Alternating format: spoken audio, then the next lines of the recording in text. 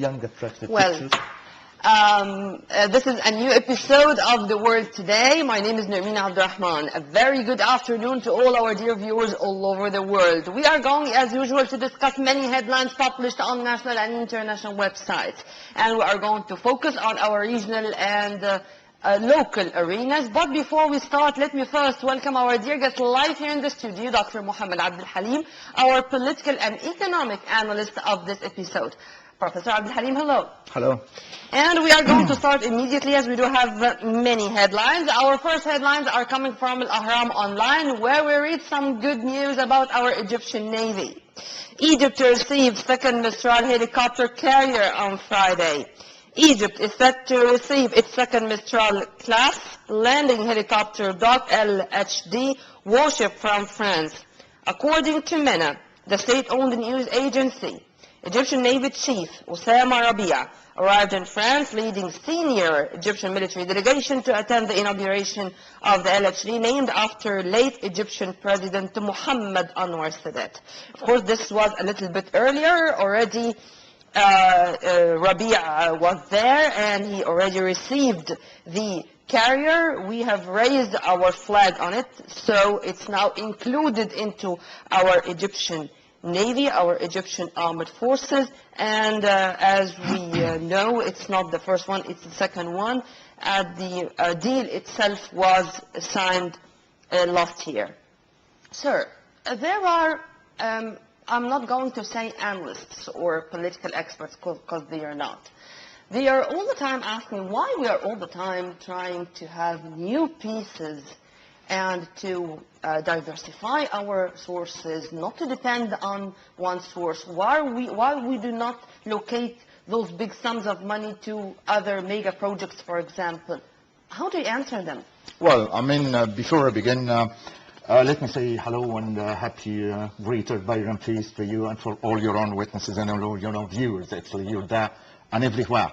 Well, to approach the sort of the answers for that sort of question, well, let me say at the very beginning, as you might rightly have said at the very beginning, that, you know, the Mistral helicopter, actually, and advance of all these modern technological weapons to the Egyptian sea would seem to be, you know, I mean, symbolizing the sort of the force and the sort of the power that the army forces actually had reached, particularly at those crucial moments in the history of Egypt. As you might rightly have said, that it wasn't the first deal, actually. The first was by France as well, the Mistral helicopter, aptly named and aptly titled Gamal Abdel Nasser, that charismatic leader, actually, that had left his deep impact, actually, on the then generation and hereafter as well. The second helicopter actually is called Mistral, named after the giant of Muhammad Anwar Sadat.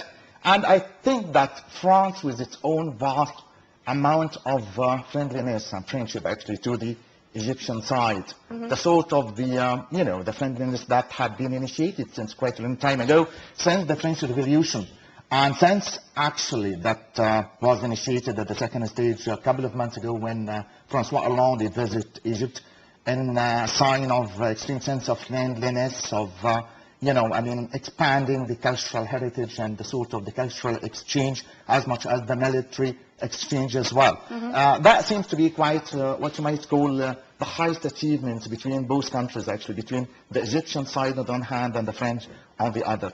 To a greater extent, actually, I would readily endorse the fact that that sort of enforcing of the armed forces, actually, would leave its deep impact on the military scene, actually. Just by way of enhancing safety and security, actually, not only from economic point of view, but from military dimension as well.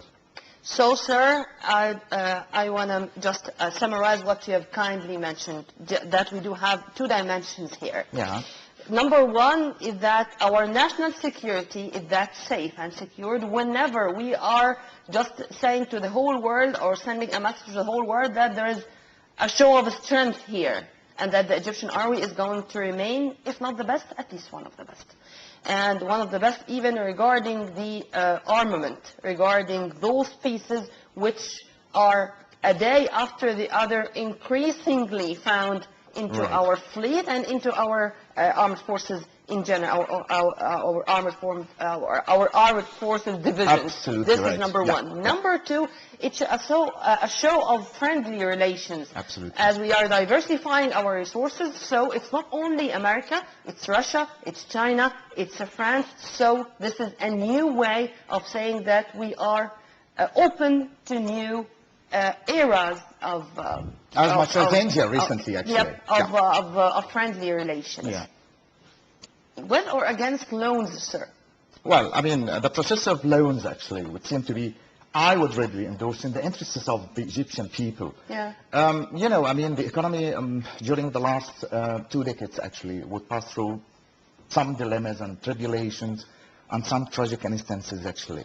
But loans, I mean, on the long end, would seem to be, from my own humble point of view, is in the interest actually of almost all the Egyptian citizens, so long as we don't have the power, so long as the Egyptian political authority, they possess the right time to say the right yes or no at the right place to the right man. Mm-hmm. A right decision, I would say, at the end of the day. So long as we do possess all these, you know, I mean, respectability and dignity and that sort of distinguished authority, I would say at the end of the day that I'm wholly endorsing those loans that would come from a political leadership that knows what is what, who is who, and which is which. And that to guarantee that the Egyptian citizen is not going to feel this kind of a burden whenever it comes to loans. Who is going to pay the price? If it is not the very simple citizen, then it's okay. The Egyptian Independent is saying that there are more talks. IMF says productive talks on Egypt loans with China and Saudi Arabia.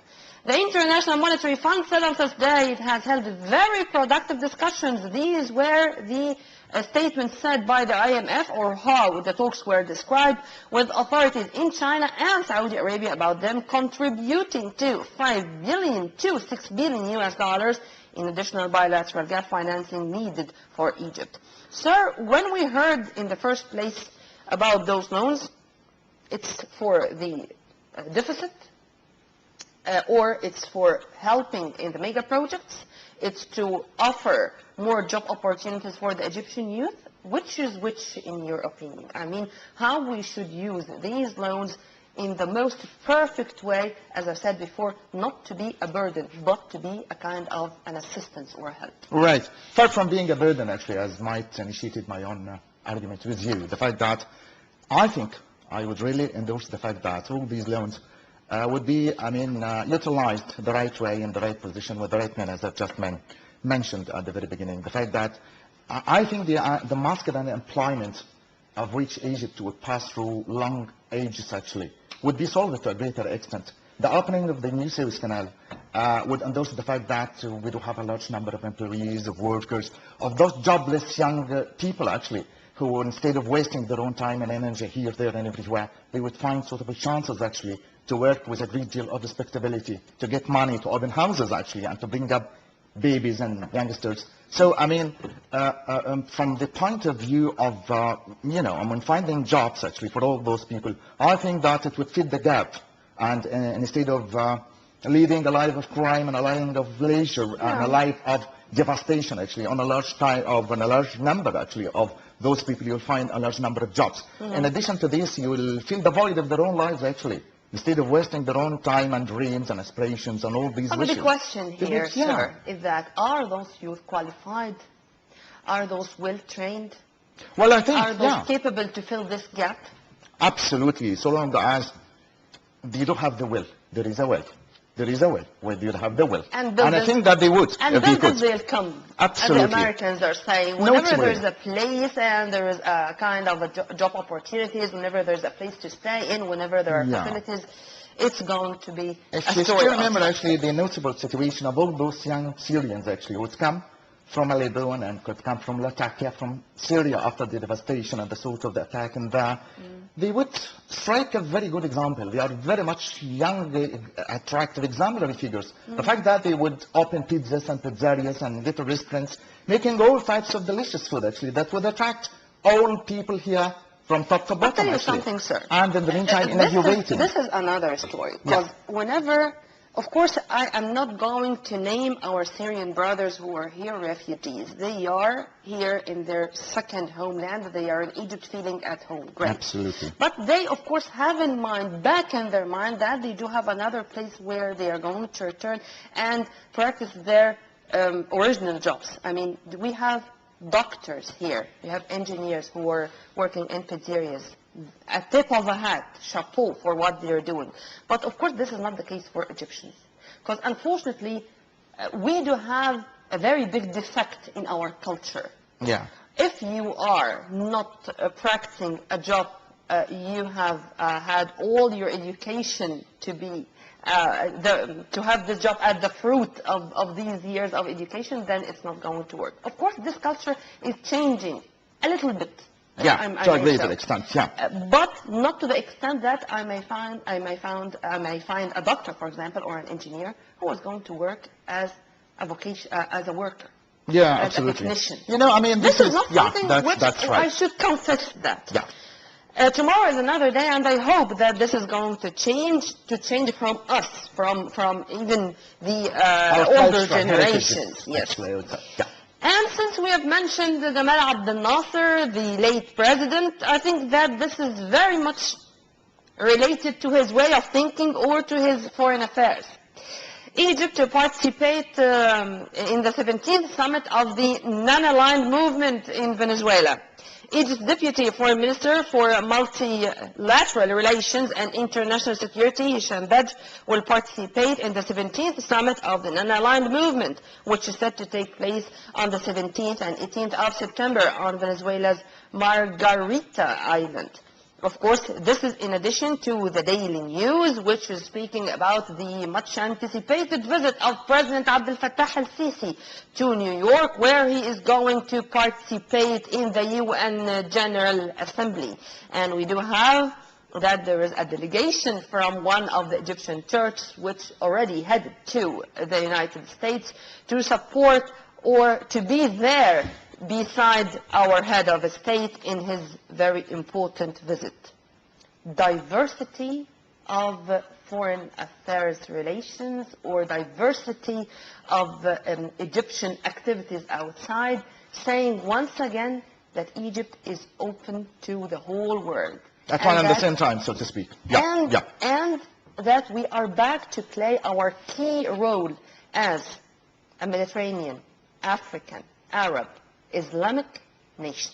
At the heart of the world, not only at the heart of Africa. You have the mic, sir. Absolutely, right. Well, the non-aligned movement, actually, that had been initiated since about 15 years ago, of which one of the founders was Gamal Abdel Nasser, actually, is a great testimony to the fact that Egypt had taken, at such an early stage of its own emancipation, very much effective and very much strategic roles towards the men and women, towards the calling for liberty of speech, for the emancipation of all the colonialists and colonialism. And in the meantime, this is a clear testimony to the fact that we do endorse right from the very beginning, since such an early start, actually, since about 50 years ago, the fact that we are among all those civilized nations that would seem to be quite asking even now and again for the liberation and the separation out of the colonists' attacks and out of all these revolutionary aspects of the other European countries. It's a sign of success, it's a sign of maturity, it's a sign of diversity, as you might have mentioned at the very beginning of the discussion, the fact that, the political leadership with its own success as being very much symptomized in the character of our own leader, President Fattah al-Sisi, actually. Taking all these advances and extending all these journeys and trips and here, there, and everywhere, would give the impression the fact that we are not very much isolated within one niche, within one particular area, segregated from the rest of community. The fact that we are communicating, we are socializing, we are mingling as much as we are sharing the modern means of technology and all those superpowers, actually. Not only America, but also Russia in the meantime. We are here, there, and everywhere, trying to fill the gap from an economic point of view, trying to succeed and to achieve a great deal of success on a military scene. And to have our foreign affairs on new basis, sir. Yeah. It's a kind of mutual respect.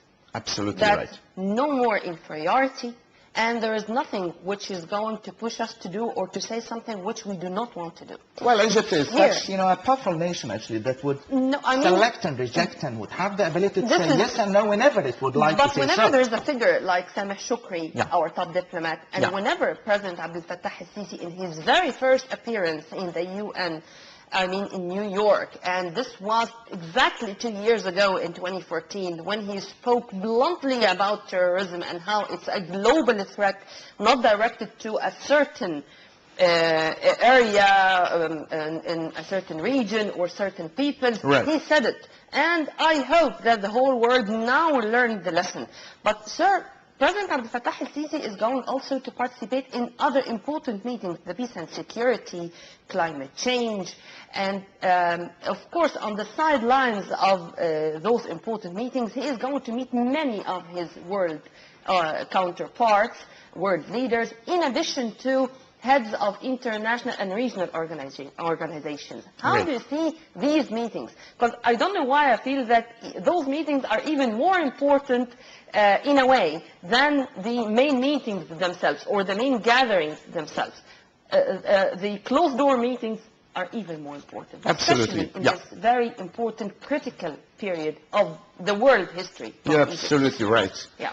The most crucial and the most important and the most distinguished crucial issues of the world history, of the Egyptian history, so to speak.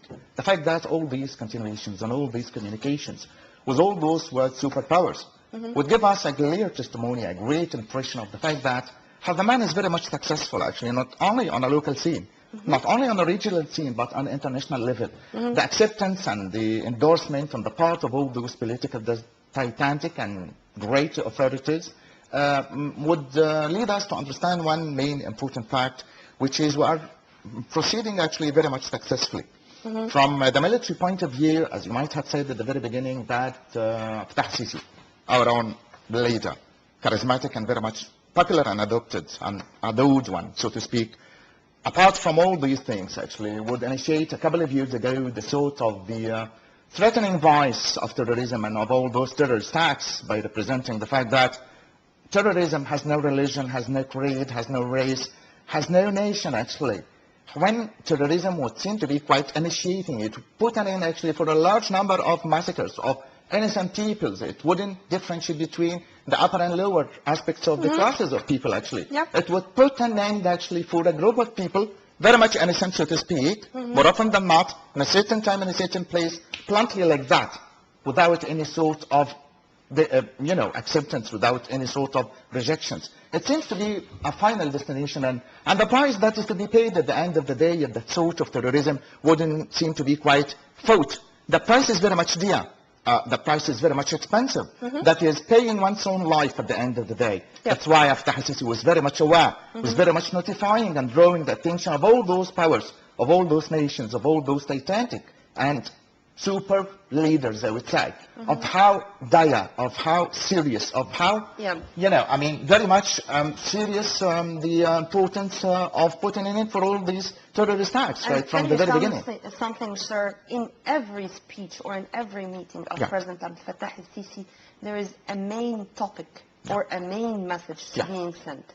For example, when he met recently with His Excellency Foreign Minister of the United Arab Emirates, Sheikh Abdullah bin Zayed Al Nahyan, he said that the national security of the Gulf region is part and parcel of Egyptian national security. Absolutely right.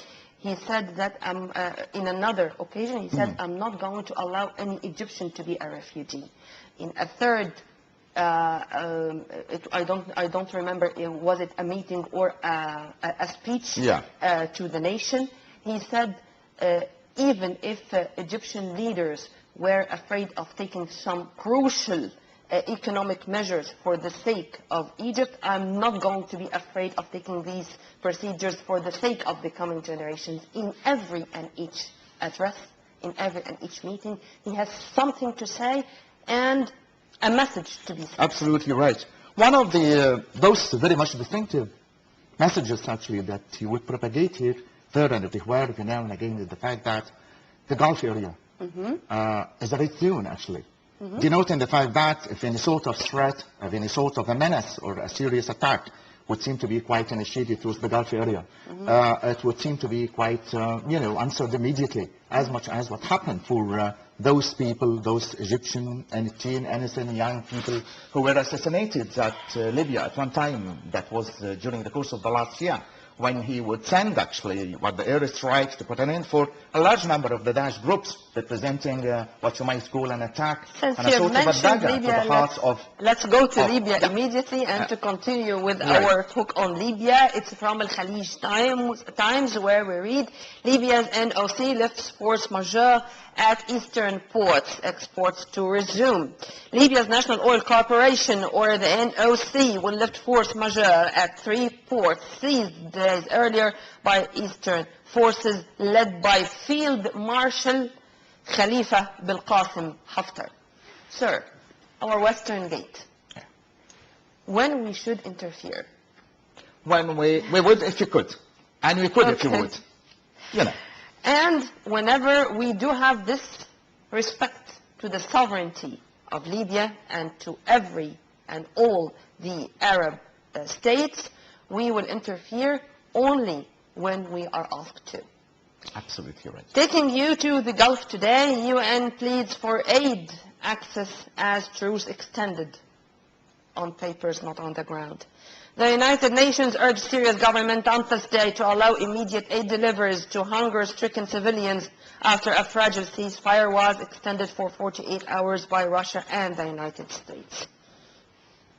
The last agreement, after marathon talks between Kerry and Lavrov, between America and Russia, of course, great that we are working for a truce, but on the ground, the case is different. Absolutely. Only yesterday, Thursday evening, the Syrian Observatory for Human Rights said that 23 civilians were killed in Al-Madaya. I think it was in Deir ez-Zor province, one of the Deir ez-Zor towns.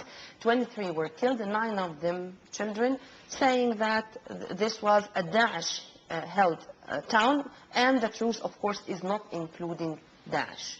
Who are being killed? Civilians. How is this going to have an end?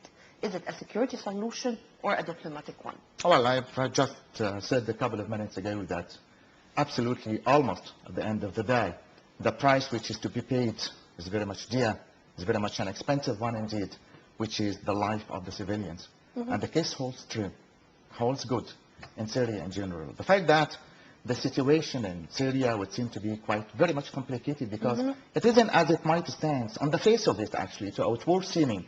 It would seem to be quite a sort of a tussle or a struggle that's to be initiated between what you might call the opposition factions, the protesting groups, and the governmental allies actually to Bashar al-Assad. But deep down it would seem to be quite a bit different actually. The political scene is very much full of crucial issues, of hidden agendas, of conspiracies actually. We have got a sort of triangle in Syria actually, you can really say, with the United States of America at the top of it, on the one side of it Russia, Vladimir Putin, represented by Vladimir Putin, and then Turkey as well, that is playing a very much crucial role during the last 2 years immediately. The fact that Russia would have to reserve its own interests actually in Deir ez-Zor and in Latakia, as much as the United States of America would seem to be quite opposing the protesting groups and the faction groups and the groups of faction. Whereas Turkey, actually, the hidden enemy, that seems to be quite creeping among the sleepers actually, would try every now and again to put an end for the establishment of the Kurdish state at the northern part of Syria. And as such, to outward seeming, it seems to be quite an attack on the Daesh group. Whereas, actually... I'm afraid, sir, to say that the Syrians have given them the opportunity to do so with sectarian tribes, with Sunnis, Shiites, Alawites, Kurds, Christians, whenever we're united, I'm giving the chance to external intervention to come and to spread chaos and to turn the situation from bad to worse a day after the other. I tell you something now which is very much... the case is deteriorating. Absolutely. But with this kind of truce? Do you think that there's some light by the end of the tunnel, or as we said just minutes earlier, that it's only going to be ink on paper Well, and it's before, going to remain this way? absolutely, before answering that sort of crucial question, let me say that the only party that would seem to be quite benefiting from all these disastrous massacres actually is Israel.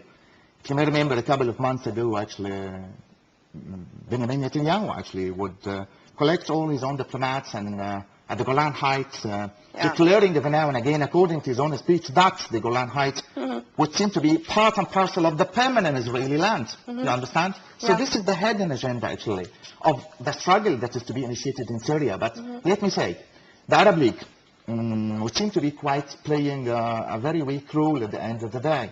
A large number of summits, of agreements, of conferences, actually, among the Arab leaders, and only Arab country, actually, that would seem to be quite initiating very much successful steps to putting an end for that sort of perpetual struggle and permanent attack on the Syrian land is Egypt. The fact that with the, the declarations and with the sort of the introduction of peaceful means of bringing together all those tussling parts, and with mediating with America at one time, with Russia on the other, and particularly during the course of the last previous 2 weeks, actually, there is a sort of what you might call a normalizing attempts on the part of Turkey towards Egypt. And in the meantime, the acceptance and the rejection. But regarding what you've just said, when there is a kind of reconciliation, it's great. I mean, when it comes to the destiny of Bashar, and when we find that the tune is a little bit softer when it comes to his destiny, I mean, François Hollande started this and saying that the disappearance of Bashar al-Assad is not going to end the story. And so now America is saying so or is following suit. So they discovered after 5 years that it's not Bashar al-Assad, because Iraq is not better after Saddam. Absolutely. Libya is not better after Muammar Gaddafi. Even Yemen is not better after the so-called former President Ali Abdullah Saleh with what he is doing, because I really with don't the Houthi understand rebels and the Houthi militants for me.